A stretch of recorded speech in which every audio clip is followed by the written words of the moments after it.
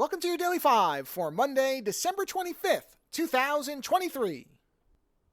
I don't read a lot of books about the background of different films. I have read a few here and there, but the one that was always the gold standard for me, the one that I still have and I still revisit from time to time, is the Blade Runner memoir, or I shouldn't say memoir, oral history, I guess? Well, no, it's not really an oral history.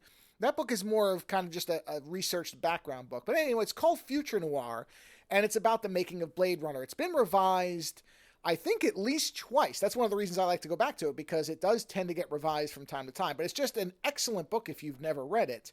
And up until now, that has been the one that has really stood for me anyway. And again, I don't read a ton of them, but I've read a few here and there. And the other ones have been fine, but they're somewhat forgettable. So Future Noir has always stuck out to me.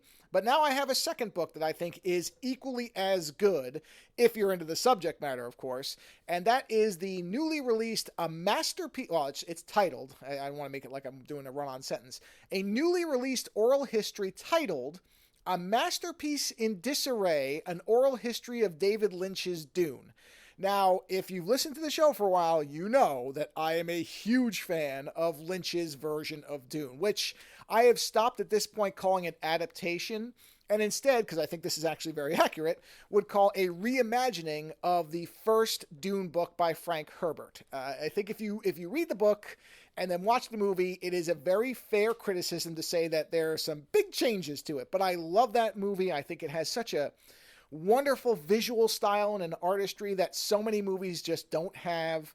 It is in many ways a mess for the normal viewer, but I enjoy it. I watch it pretty often. I'd say I watch it 4 or 5 times a year because there's just nothing else quite like it. It is a science fiction operatic epic unlike many others. I can't really think of too many films that have the same vibe, I guess, to use a hip term, the same feeling, the same atmosphere, the same effect on me as a viewer as Dune does, even though I acknowledge that it is absolutely not a one-to-one adaptation of the book. And I think that's what hangs most people up who are fans of the book. They're not incorrect.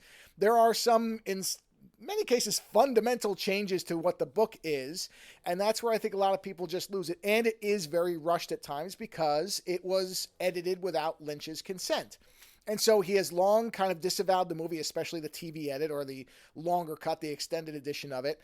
And he almost never talks about it because it is, from what he has said, the most painful movie-making experience of his life.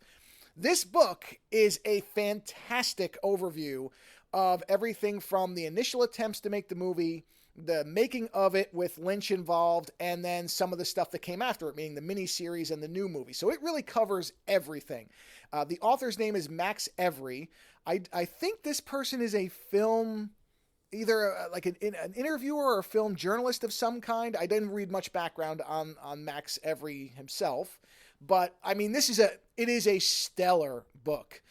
If you have even a mild interest in Lynch's Dune, I don't know that it would be that interesting to somebody who doesn't like the movie, although it might be. If you really hate the movie and you're interested in how it got changed so much from what it was supposed to be, you actually could get something out of this. Even if you're not a fan of Lynch's Dune, you might be interested in the book because it does explain why some things were done the way they were done. Whether you agree with them or not, of course, is a different matter, but it does get into the explanations of some of the changes. It explains why some of the editing is so bad, which is mostly the fact that Lynch wasn't involved in it and they didn't want to make it as long as he wanted to make it. But again, overall, I would put this right up with Future Noir as probably one of the best film background books I've ever read. They can be very mixed. The other ones I've read have been fairly forgettable because I can't even think of them outside of Future Noir. But this and Future Noir, I think, are the best ones I've ever read. Actually, if you have suggestions on books of this caliber, I'm happy to take them. If you think there's a book I should read, I'll read it.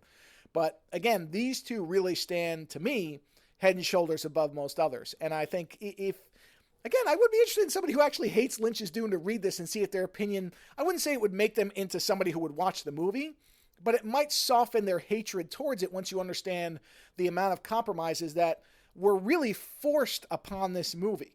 That it was not intended to be exactly how it was, and so it is inherently destroyed by the process that was outside of Lynch's control. But again, it is called A Masterpiece in Disarray, an Oral History of David Lynch's Dune. Author is Max Every, and if you like Dune at all, you will probably love this book. Later.